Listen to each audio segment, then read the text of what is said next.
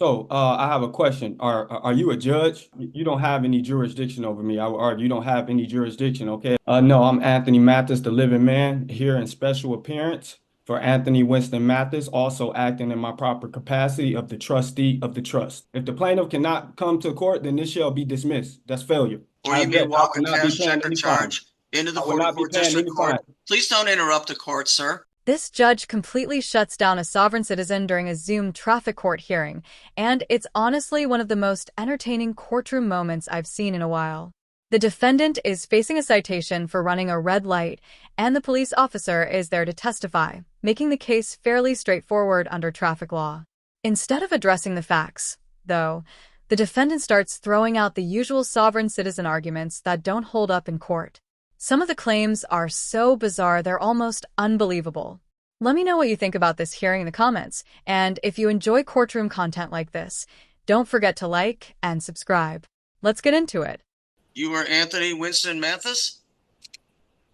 No, I'm Anthony Mathis, the living man, here in special appearance for Anthony Winston Mathis, also acting in my proper capacity of the trustee of the trust. Very well, Mr. Mathis. Today's the date and time for your informal hearing. The citation before the court, Mr. Mathis, indicates that on May the 24th of this year at approximately 9 p.m., you are operating a 2024 Ford Edge, black in color on 11 Mile Road, near Washington, in the city of Royal Oak. And at that place and time, you committed the civil infraction of impeding traffic. Impeding traffic, sir, is considered a lesser included offense within nearly any moving violation. And Officer Moran indicates in his detailed note that your vehicle was on East 11 Mile Road at Washington and disobeyed the traffic signal. The officer had a green arrow and therefore driver had a red light. Mr. Mathis, you have three options and three options only, sir, in the protection of your own rights. You may, sir, admit responsibility in this manner. The court will attach the scheduled fine and that will close the case. Or, Mr. Mathis, you may admit responsibility with an explanation that you believe mitigates these circumstances, or you have every right to deny responsibility and the court will swear the parties and will take testimony. What would you like the court to do for you today? Well, I have a few questions, if you don't mind. The court does mind. You need to make a plea. I am required by No, law. I don't plead to anybody. I only plead to the Most High. Who are you?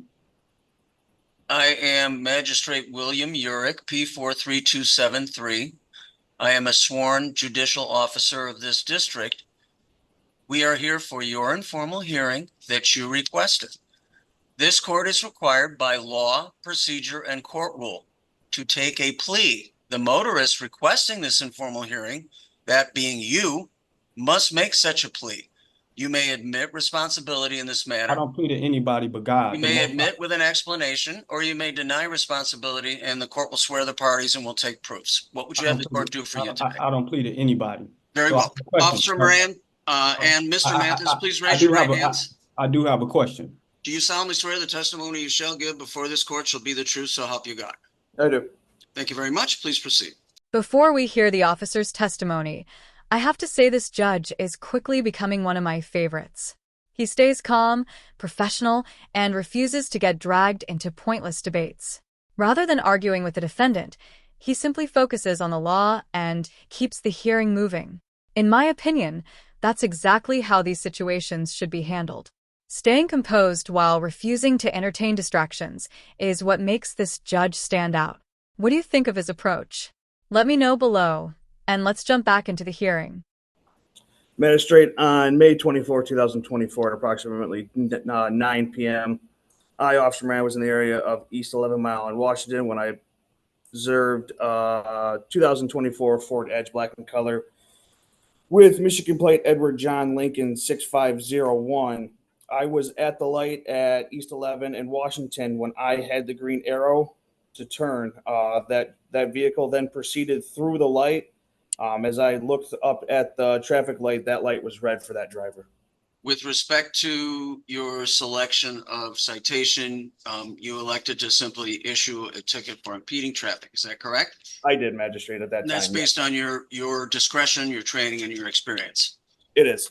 Thank you. You obviously have the right to rebuttal if you choose to use it, Officer Moran. Mr. Mathis, it is now your turn. What would you like the court to know, sir? So, I have a question. Are you a judge? Mr. Mathis, the court has already indicated it is a sworn judicial officer. It is exercising its jurisdiction lawfully over you. So questioning the court's authority. You don't have any jurisdiction over me. I would argue you don't have any jurisdiction. Okay. Mr. Mathis, the officer has already testified as to the facts of the case. It is now your turn to testify. You can tell the court anything you wish the court to know, focusing solely on the events of the date in question. What would you like to tell the court? The plaintiff is the city of Royal Oak. Please bring the city of Royal Oak. Where's the city of Royal Oak? Now the defendant insists that the court has no jurisdiction over him, but if he truly believed that, why even appear in court? That's where this argument immediately falls apart. Courts have clear legal authority over traffic violations, regardless of whether someone claims otherwise. It's one of the most common sovereign citizen talking points, yet it never changes the outcome. Cases like this seem to be popping up more and more, and it's surprising how confidently these arguments are presented despite having no legal basis. Let me know what you think, and let's continue. The officer is representing the city of Royal Oak, sir. Where's the city of Royal Oak? Are you asking where it is geographically, or are you asking where it is in Right terms now. of who's present on behalf of the city of Royal Oak? Where is the city of Royal Oak? Please bring the Court city. doesn't understand your question. Are you asking where it is on a map, or where is the officer? No, I know exactly where it is on the geographic location, but where are they right now? The officer is representing the city of Royal Oak as a sworn and certified Michigan peace officer. So what else would you like to tell the court, Mr. Mathis? And please, again, the court suggests that you focus on the events of the date in question. Okay. Well, could you please bring forth the injured party? Was anybody injured? This is not a tort case, Mr. Mathis. It is a case written Well, under the motor vehicle code of the city of Royal Oak as it is adopted. As I was traveling, the officer turned on the lights. No one was injured. So please bring forth the injured party. Based on the Constitution, the Sixth Amendment right, I have a right to face my accuser. If the plaintiff cannot come to court, then this shall be dismissed. That's failure. Michigan law is pretty clear on this issue. Running a red light is considered an offense against public safety, not just against an individual person. That's why the state brings the case, even if no one was injured. Dangerous driving creates a risk for everyone on the road, and that's enough for the court to enforce the law.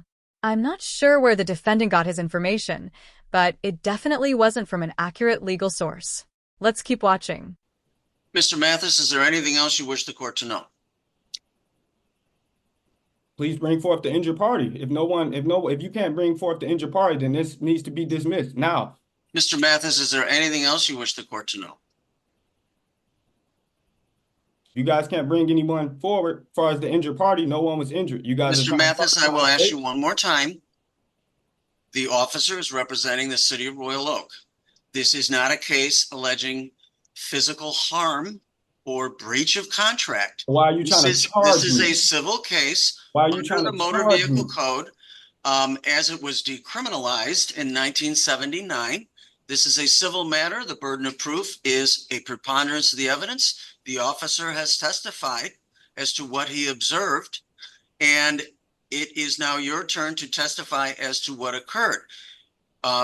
There is no requirement under the rules of procedure, civil, in this operation as of today, that requires a quote unquote injured party to be present. The officer has stated very clearly and fairly and plainly what he observed that day.